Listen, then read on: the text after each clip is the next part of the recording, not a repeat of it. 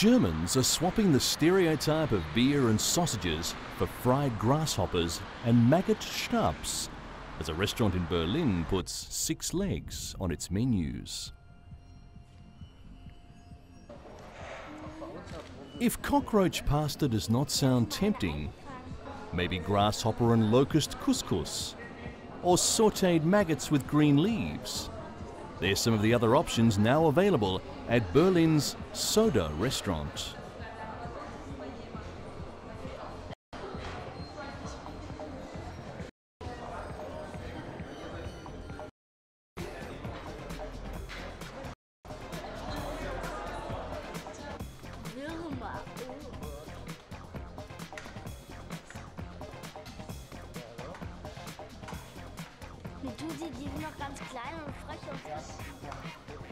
Chef Lars Scherbel said he was bored of German food and thought that offering insects on the menu would be a good idea.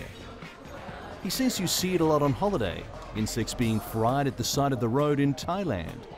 You hear that they can be eaten. And that's where it came from. He just thought he might try it. Scherbel wanted the dishes to be a bit more European, not just to sell them as snacks, but as proper food.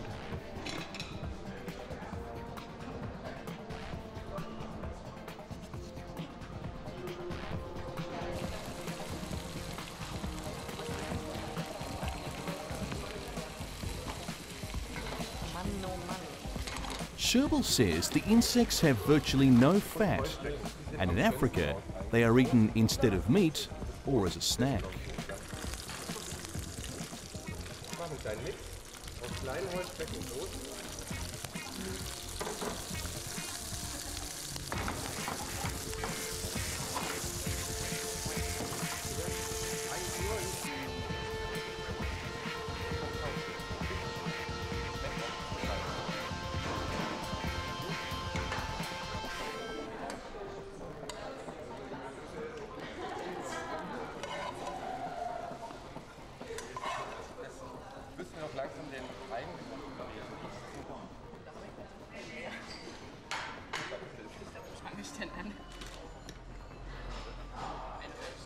Ramona Rötter, a young woman sitting at one of the tables, said after trying the maggots that they tasted a bit like nuts.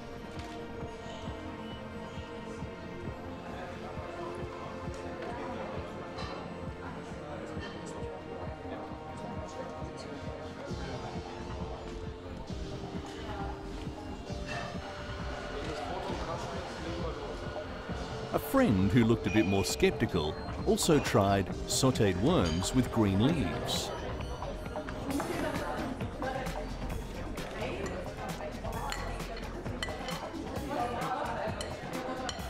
The cooked insects are slightly hard and crunchy on the outside, but soft on the inside, restaurant customers said.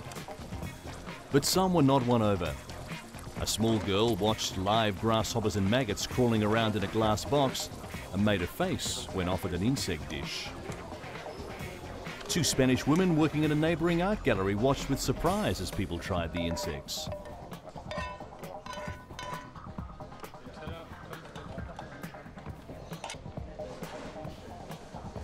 The restaurant bought a whole new set of ovens, frying pans and other kitchenware to cook the insects that are bought alive and killed shortly before being cooked.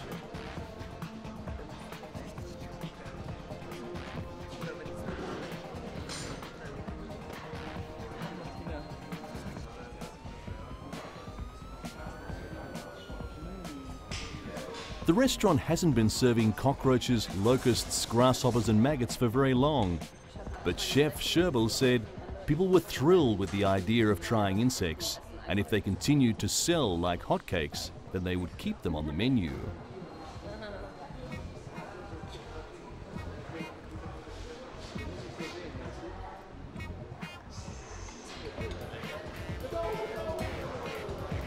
That also depends if they can find enough suppliers of those creepy, crawly ingredients.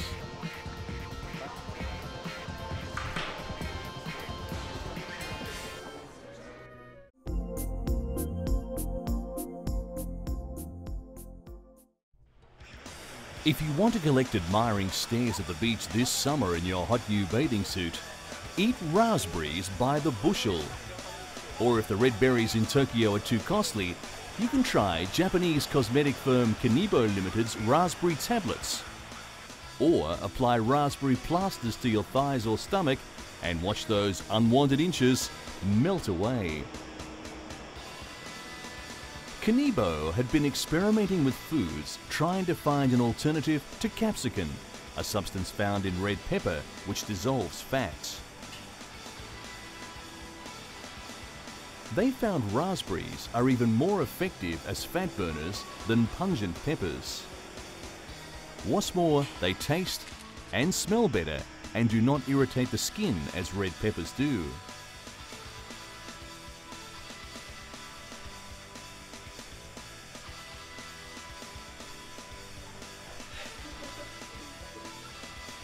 Mariko Hara, a researcher at Kanibo's Basic Research Laboratory, said the raspberries melt human fat more than 3 times as much as capsicum.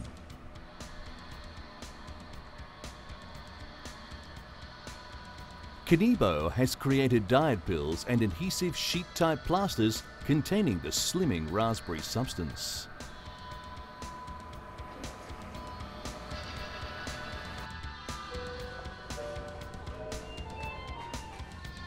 Through clinical tests, 70% of those tested were found to have lost about 1 kilogram after taking tablets with raspberry ketone for a week.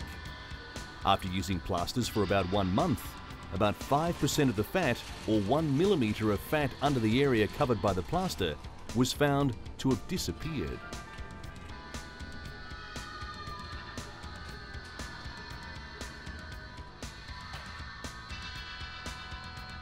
But if you don't want to sample Kanibo's new products and plan to eat your way thin by including raspberries in your meals, be warned, they have to be consumed fresh. Consumption of large quantities of raspberry jam may actually have the opposite effect.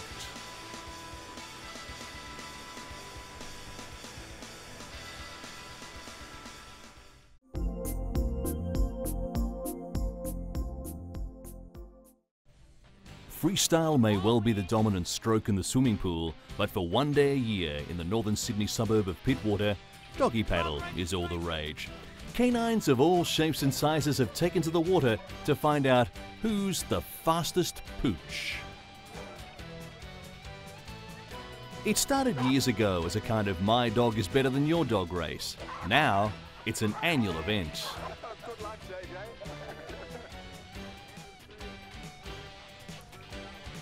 Diesel, a black Labrador who has won 3 of the last 4 tournaments, turned up again in an attempt to hold on to his title for a 4th time. Although his owner was certain Diesel would prove himself, other owners blew him off as a serious threat. Having paid their entrance fees of a can of beer and a can of dog food, the rivals eyed each other out with pride and competitive bravado. The first small dog home was Teddy, whose owner cried tears of joy, and the last dog, Minnie, gave truth to the maxim that it's not the winning, but the taking part that counts.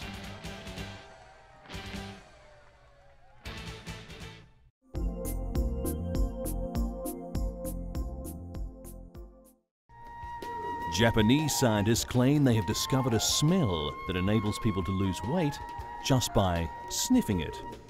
Forget about aerobics and crash diets to shed those unwanted pounds. Just take a whiff of grapefruit, pepper, tarragon and fennel. That's according to scientists at Japanese cosmetic firm Shiseido Limited. Scientists have discovered a combination of grapefruit, pepper, tarragon and fennel scents stimulate the brain to release elements that help burn body fat. The top cosmetics maker found 14 of the 20 women tested had lost more than a centimetre from their waistlines after applying a special lotion of caffeine and the fragrance for a month. They found that certain scents activate sympathetic nerves that help to burn neutral fat.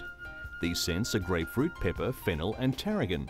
Through a series of tests, they found that when women continuously apply a body lotion with these scents for 1 month, their waist and hips became slim and their weight went down as well.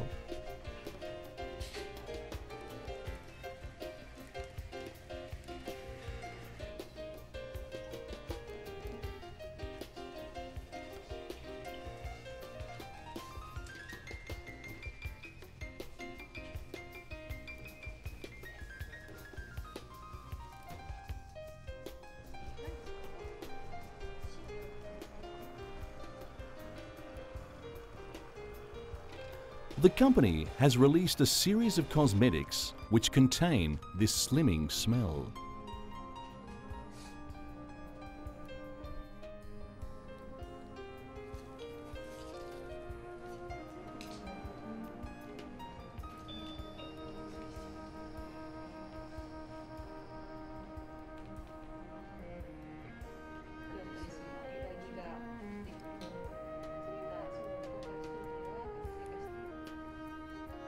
But don't just take the word of the scientists. Maki Katabami, a young woman who tried the scent, said it was very refreshing and seems to stimulate the brain.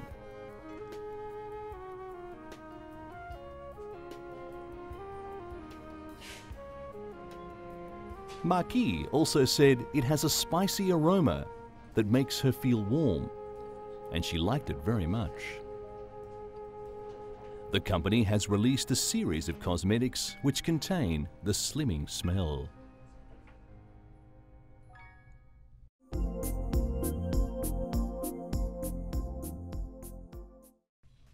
A man who robbed an auto parts store in Kansas City, Missouri, had trouble making a quick getaway when he lost his prosthetic leg as he attempted to hoof it out the door.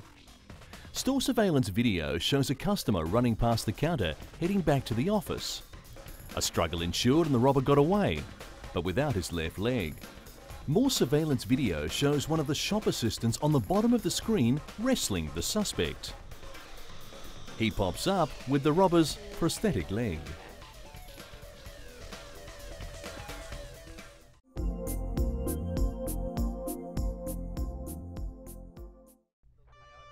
Bruce, more formally known as a red oranda, measures 15 inches long and is big enough and strong enough to give any hungry tabby second thoughts. Scooping up the writhing orange bundle with both hands, Lewis Chan beamed and attributed Bruce's bulk to selective breeding, a good diet, and plenty of exercise. Guinness has no category for the longest goldfish, but the Chans secured a certificate of authentication from Chinese officials, and a confident Bruce will win a place. The brothers are among a group of fish breeding pioneers from Hong Kong who moved their farms in the 1980s to southern China, where land and labour costs are far cheaper. Their farm is one of the biggest in China, breeding more than 100 of the 300 goldfish varieties known in the country. Almost all their fish are exported, with the United States and Europe taking more than 50%. Goldfish are believed to have originated in China, where records dating back to 300 AD contain references to them. The Chinese in particular prize the brightly coloured fish as a symbol of wealth and abundance.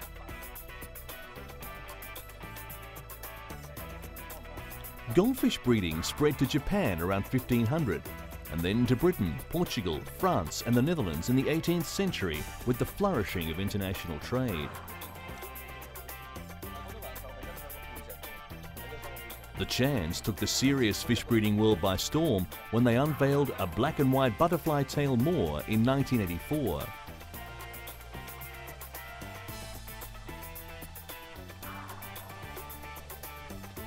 The fish can command prices of up to $1,025 US. Unlike the new Ranchu, the moor has clearly delineated patches, which later earned it the nickname panda goldfish.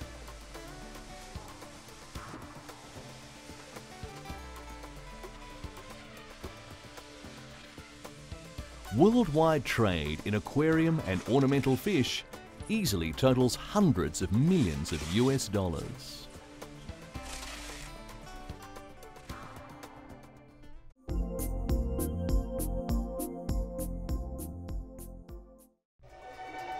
They can play the violin, sing and dance, and best of all, they can also make you laugh. The world of puppets and their masters came to life here in Nairobi at Kenya's International Puppet Festival. The festival's theme was creating awareness through puppetry. The festival was organised by Kenya's Community Health Awareness Puppeteers, known locally as CHAPs. They believe that puppetry can do more than just entertain. Their puppet shows talk frankly about social and health issues with the aim of creating awareness and initiating action.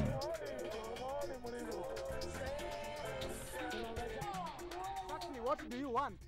I want you to treat her. What else? Okay. Put her down. Put her down. Yeah, on the floor, not on the stretcher. Come on. Yes. You are a government doctor, yes, and this is a government hospital. I know that. There's no way I'm going to give you money. No way. Look here, Mama. Aside from performances, the festival also organised puppetry workshops, which gave performers an opportunity to exchange ideas and improve their skills.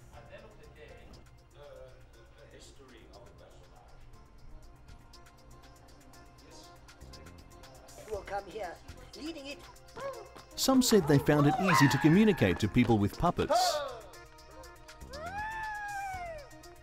It helped to educate people about their health, about environment, about corruption, how they can fight corruption, and to care for people with AIDS. Gary Friedman's play, Looking for a Monster, is a reminder of a past tragedy. It tells the story of Hanush, a 13-year-old inhabitant of Terezin, a Jewish ghetto during World War II.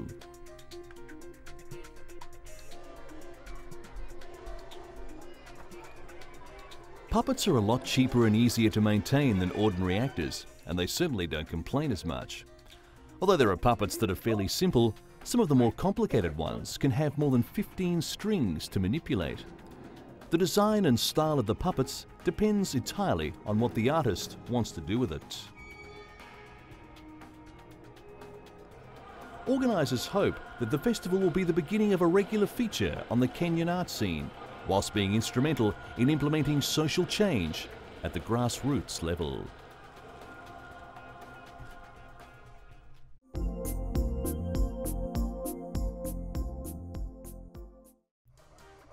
Anyone who had any German currency left after the introduction of the euro should visit Ulrich Ortwein and Sabine Hatcher, who will turn the simple, worthless notes and coins into wearable pieces of art.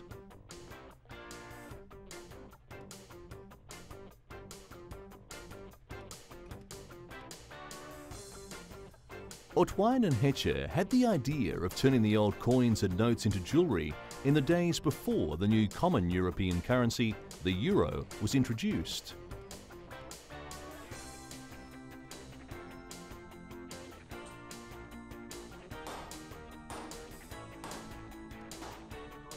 As the day of the change to the euro came closer, the artists thought of this project as a homage to the German mark.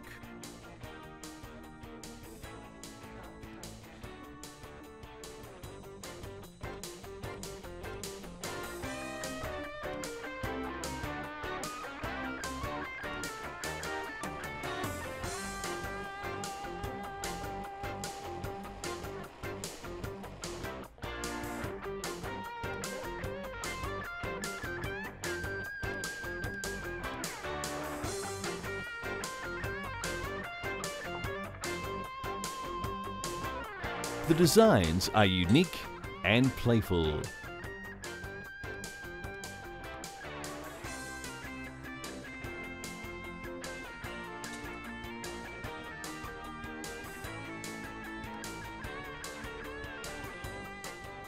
The most popular model is of a penny coin, bent upward and attached to a simple silver ring.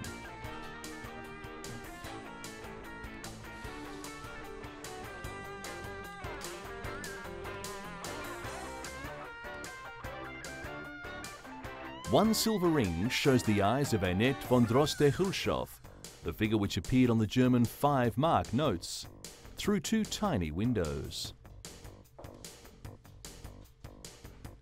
Other models are simply pieces of the notes, folded to make a ring.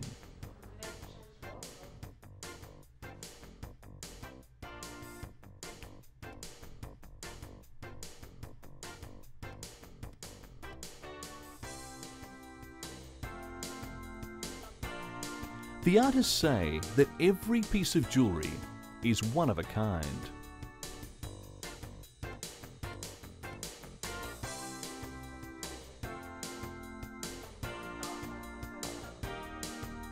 Audwine says people couldn't imagine what they would look like. They thought about the jewellery made out of coins, the gold Deutschmark coins that exist already, and that's what she thought they thought of.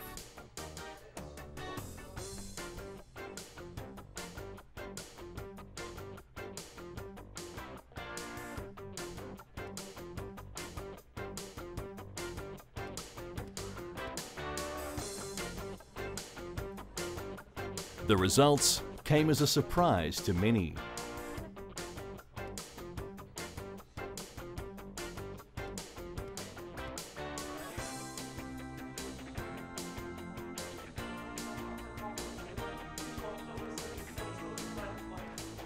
Part of the uniqueness was the amazing results achieved by folding the notes together and the little windows with the eyes looking out. This brought out the playful aspects of the jewellery.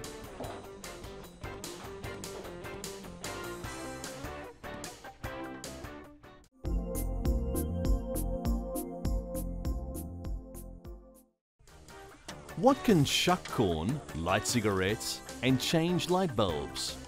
The answer? Chinese farmer Wu Yilu's robots. Wu's 5 sons, as they are known in the village on the outskirts of Beijing, each have a special skill. One can dance, one can jump, another can run and chase away curious children.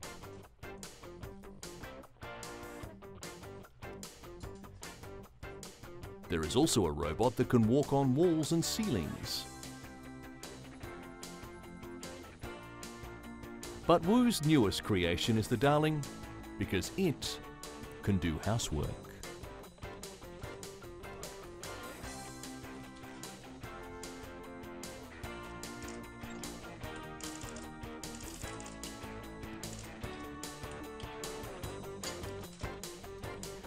The meter-high gadget is a concoction of gears and cables wrapped in a flowery green skirt.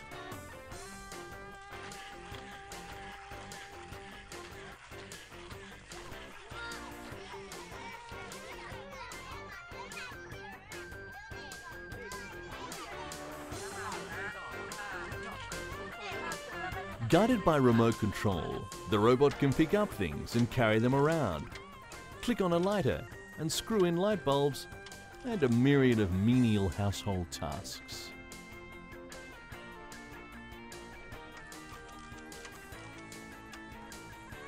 The creator of the robot is a 41-year-old farmer who never finished primary school, but has made more than 20 machines since 1995.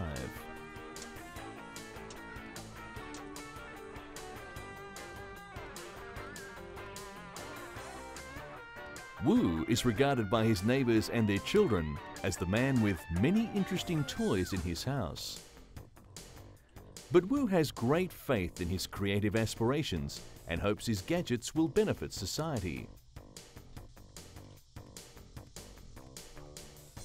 Inventors need money, and as Wu only earns about $120 a month, upgrading his robots is a slow process.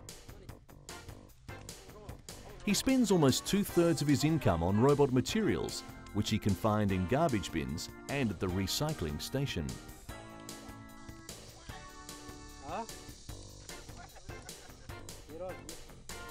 Wu's wife, who handles the farm work, when the husband is tinkering with these inventions, can hardly wait.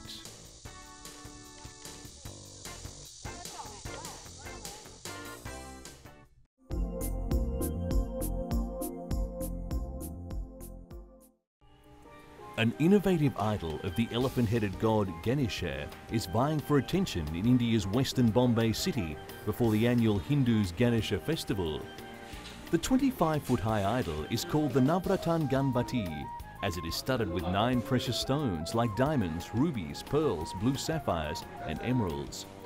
The artisans have given the idol a unique look of Hindu god Krishna playing a flute. The idol has been placed on a 5-foot-high pedestal. Ganesha is the god of good luck and prosperity and can be depicted in any way.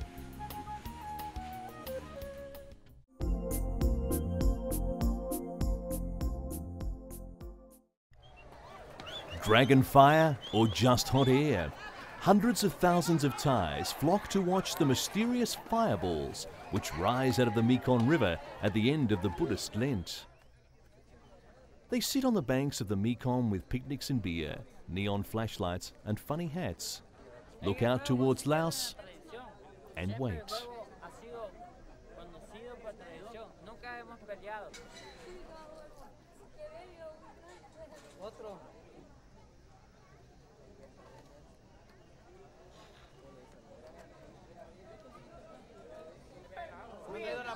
No hay transporte, no para allá están las bolas.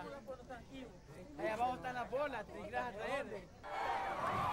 Their waiting pays off when, as the sun begins to set, red, pink and orange balls of fire start to shoot out of the waters of the river. These are the so-called Naga fireballs, which appear along stretches of the Mekong each year on the first full moon of the 11th month of the lunar year. For over a century, people have debated the cause of the fireballs. Locals believe the serpent god Naga shoots fire into the sky to celebrate Buddha's arrival from heaven. Critics say the spectacle is staged, possibly by people on the other side of the river in Laos. Whatever the explanation, the phenomenon attracts attention. Local authorities prepared for around 400,000 visitors, estimating the festival would inject around $6.13 million into the local economy. It also attracts the attention of curious scientists trying to explain the fireballs. Some have suggested they are caused by methane gas rising out of the water and reacting with oxygen in the air. But so far, they have been unable to explain why the fireballs happen at the same time every year.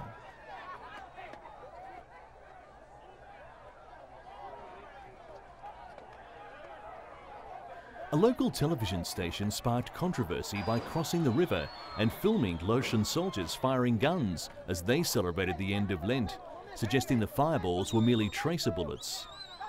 The government protested against the allegation that its troops had been paid by the television crew to shoot their guns. In Thailand, local residents were furious at what seemed like a public slander of their legend. The station was forced to apologise. Man-made or natural, miracle or hoax, it is unlikely the debate will be solved anytime soon.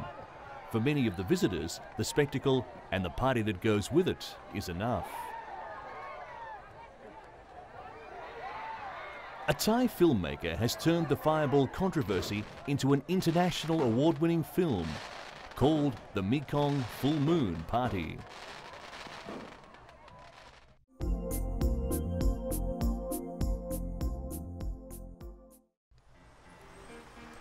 More than 90 years after the luxury liner Titanic sank, it has resurfaced in Germany.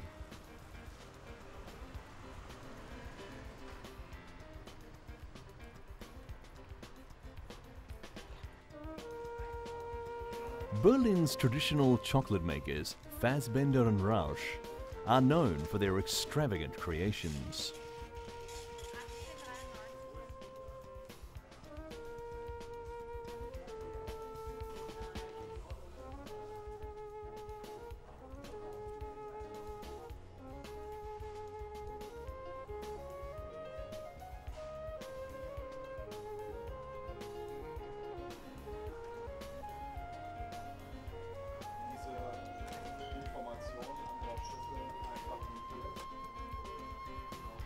They built the replica of the ship at a scale of 1 per 100, made of course of chocolate.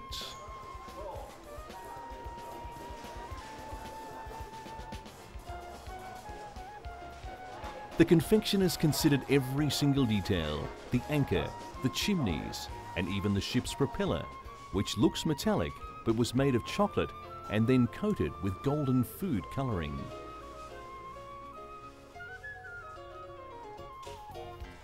And of course, Rausch and his confectioners didn't even forget the rescue boats.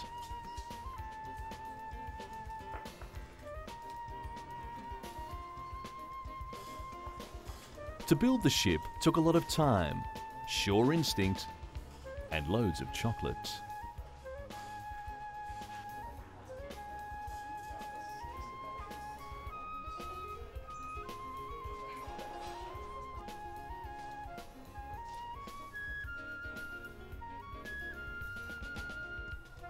It contains about 1,200 single pieces which have been connected and put together with chocolate. Alongside the Titanic, there are many other chocolate items, most of them symbols for the German capital Berlin, like the Reichstag or the Brandenburg Gate.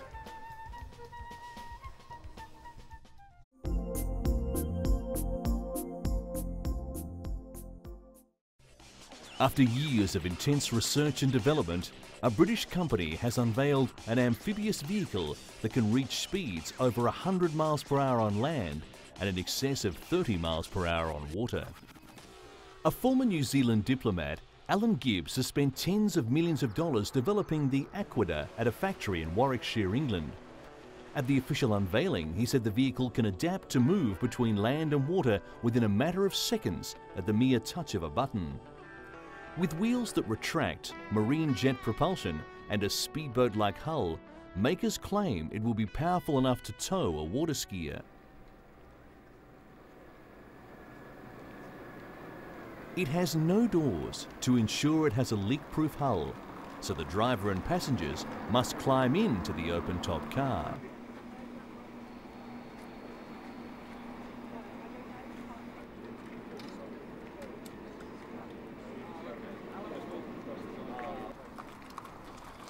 Once driven into the water, the wheels tilt and fold away, and a jet unit at the rear sucks in water and forces it out again at high pressure to drive the car across the surface of either fresh or seawater. The vehicle is not submersible. It has a 175 bhp engine and is two-wheel drive.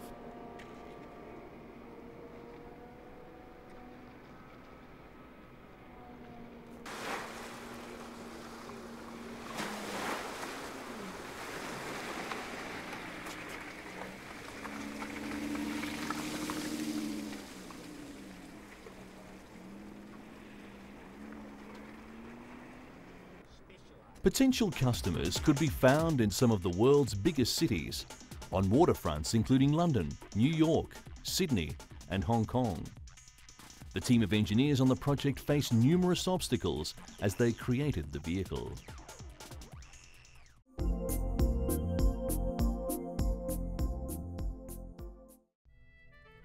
In a remote part of southern Siberia, a group of shamans prepare a ritual fire they believe will throw light upon another world. These shamans are about to summon the spirits of the surrounding mountains, lakes and gorges. This is Karasuk in Russian Siberian Republic of Tuva, close to the borders with Mongolia and China, and where shamans and their rituals are making a comeback. Rooted in Siberian shamanism is an ancient belief that disease and illness can be cured communing between the real and spiritual world by means of a series of rituals and meditation. It is an ancient tradition that dates back to the Bronze Age, but many people come to a shaman only when all other attempts to cure an illness have failed. Many people are now flocking to Tuva to visit shamans for cures that modern medicine is unable to offer. Shamans and their traditions were almost wiped out during Soviet times, but now, fueled by a new spirit in Russia, they are enjoying a revival. It's becoming increasingly popular locally in a region where hospitals and medical facilities remain scarce. Outsiders are increasingly drawn by shamans' reputation as faith healers. Melissa Leilani Yi is an American-trained doctor specializing in acupuncture and oriental medicine. Yi has been in Tuva for 3 months learning about shamans. She says the shaman traditions can play an important part alongside modern medical practices. Today in Tuva, there are about 250 practicing shamans and 3 main shaman groups. Dozens of other would-be shamans are being trained in small communities.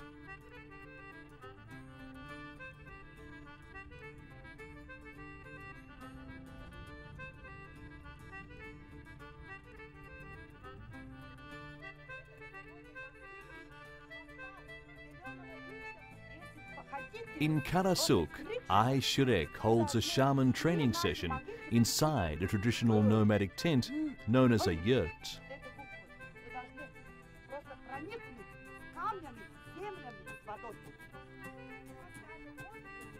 She wants those around her to understand some of the core values of shamanism.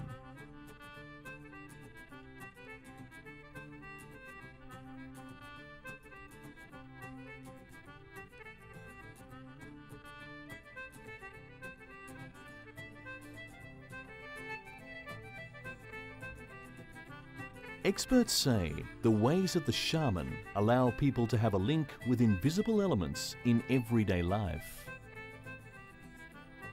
As the shaman fires grow more numerous, they are now determined that their faith will be a visible and respected part of life in the modern world.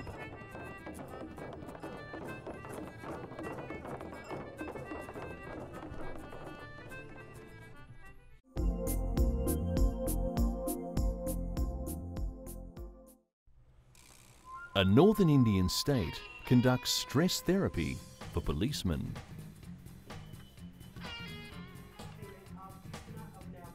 India's northern Himachal Pradesh state uses meditation classes to beat the stress factor among its police personnel.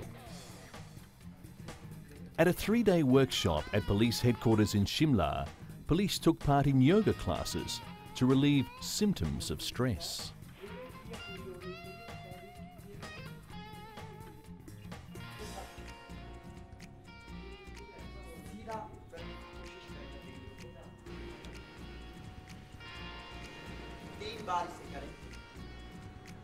Officials of the voluntary organisation conducting the workshop said such exercises would greatly help police to deal with stress.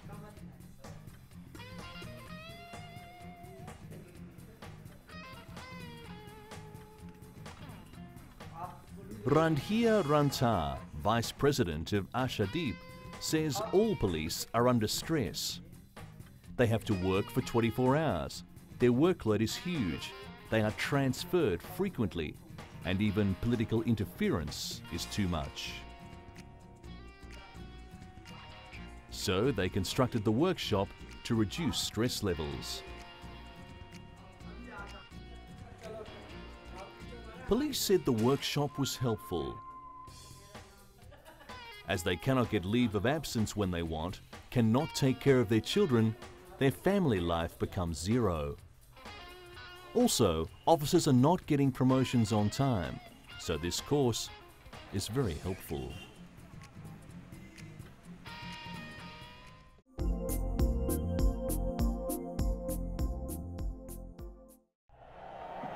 In the town of Bunol, Spain, the annual Tomato Festival has begun.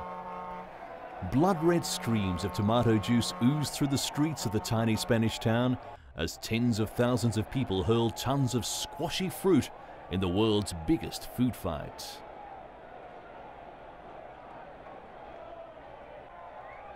With a thundering firework at midday signalling the start of the Tomatina, 5 trucks dumped 120 tons of plum tomatoes into Bunol's narrow central street, where 35,000 people were expectantly awaiting the ammunition.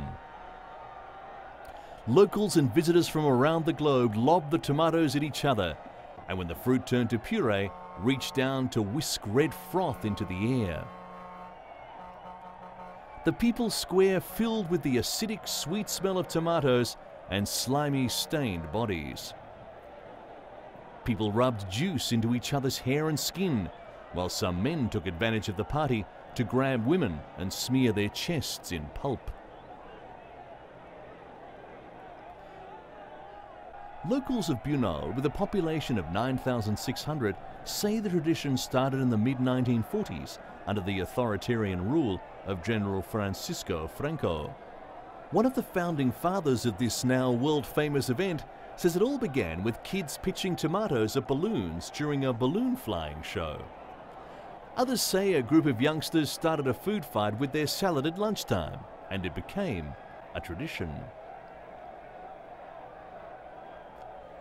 The event, the highlight of a week-long festival, was banned for a short time when revelers pelted a government official and the town held a funeral for its favourite fruit.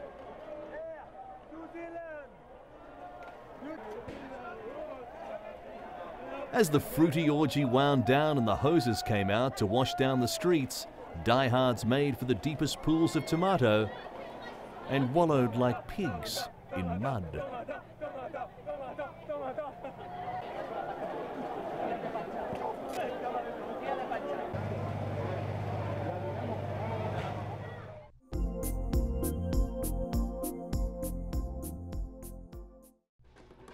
Lamu Archipelago is situated off the Kenyan Indian Ocean coastline. For years, the island harboured traders sailing from as far as the Arabian-Persian Gulf and Portugal, leaving a legacy that shaped the language and lifestyle of the local Bantu people. As a result, the Swahili culture, as it is known today, was born. The traditional carved brass doors, a heritage of the Persian Gulf, and the unique coral architecture are some of the historical structures that have led to Lamu being designated as a World Heritage Site. The Kenyan government has, as a result, taken advantage of this by organising special weekends of fun and feast aimed at boosting Kenya's troubled tourism. A three-day festival dubbed the Lamu Cultural Festival in the archipelago saw thousands of people from diverse backgrounds join in the festivities. At the festival, donkey owners had the chance to show off how fast their donkeys could run, a popular event as owners tried to prove to nearly 70,000 other residents whose donkey was the best in town. The people of Lamu held street parties and celebrations and participated in various traditional events. Dhows, another spectacular means of transport for the islanders, is also popular. A dhow ride is a good enough way to see impressive mangrove bushes which grow on the island. A ban on the harvest of mangrove, traditionally used to build and support walls and roofs, has angered many Lamu residents, and the wear and tear of their houses is visible.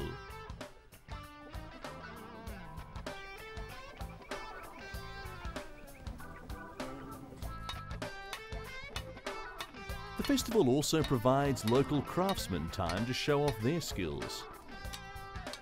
A case in hand are Muhammad Omar and his partner, who enjoy the presence of tourists and locals watching their work.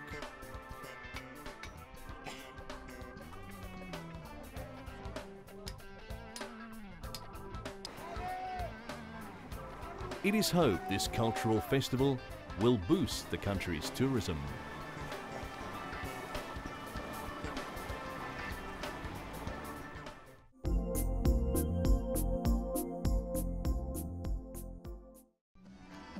Thousands of Swedish gourmets have participated in the world's biggest crayfish party. Malm, the largest town in Sweden, is recorded in the Guinness Book of Records for the world's biggest crayfish party. Every year, thousands of people meet to eat crayfish.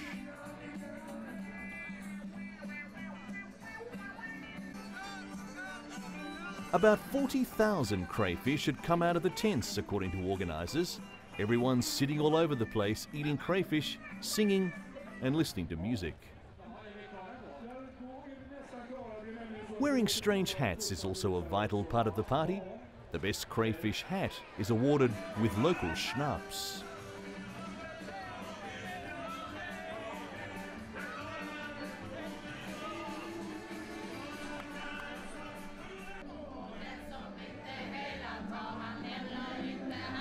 The combination of crayfish and schnapps is traditional in Sweden.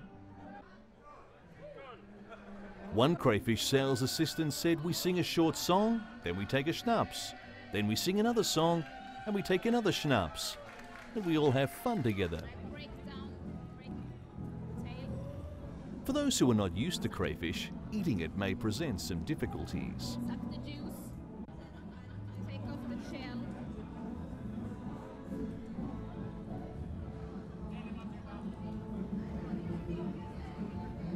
But there is a way to ripping off the shell. And with a healthy helping of schnapps, the ordeal becomes easier and easier.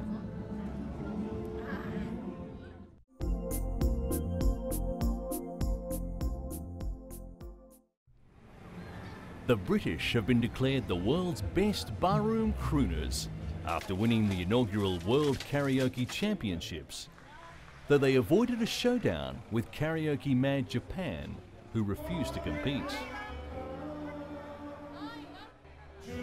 23-year-old British restaurant worker Danny Gadbury and analyst Uke Eke, 31, were crowned champions in the small Finnish town of Heinola in the early hours, after belting out classics such as Frank Sinatra's Fly Me to the Moon.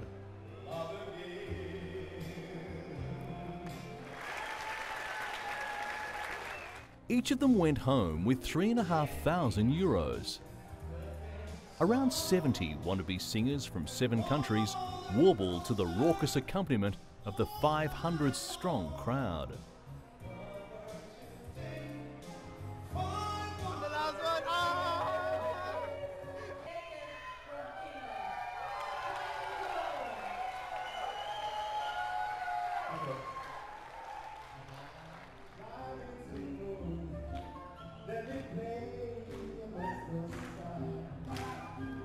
Karaoke, a type of entertainment invented in Japan, involves performers singing well-known pop tunes to a pre-recorded instrumental backing.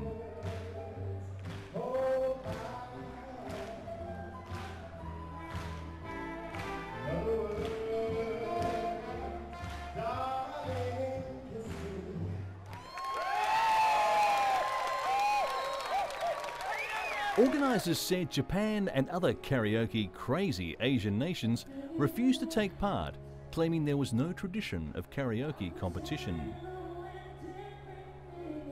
In the women's category, Finland's Sed Hovistilta won silver, followed by the Norwegian Christian Ashals.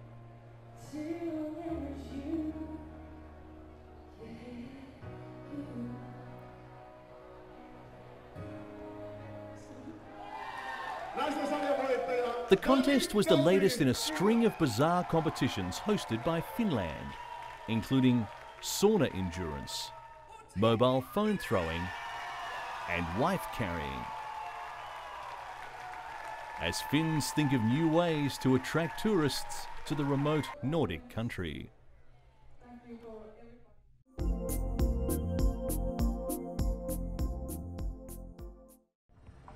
The historic Ritz Theatre has stood in Oakland, New Jersey for over 70 years and has been deemed spiritually active by South Jersey ghost researchers. It is the perfect place for would-be ghostbusters to learn the tricks of the trade.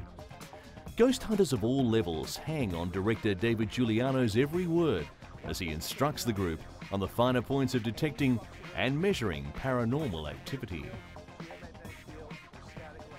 SJGR is a non-profit organisation devoted to the study of spirits.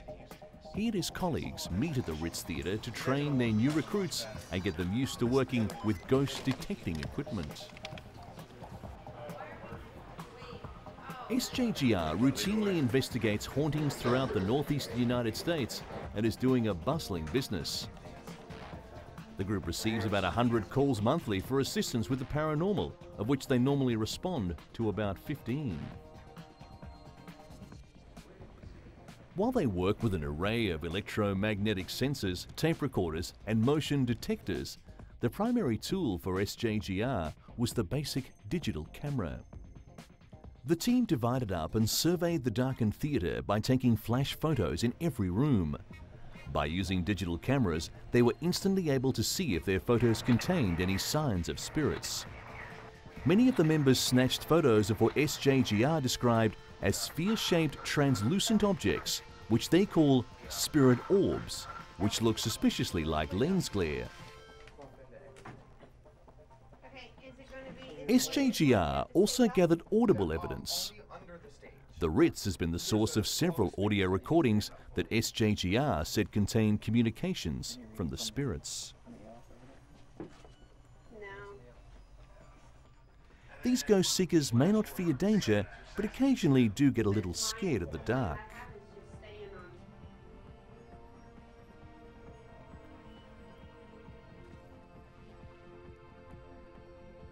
So move over, Ghostbusters. SJGR is on call, though they might want to think about a catchier name.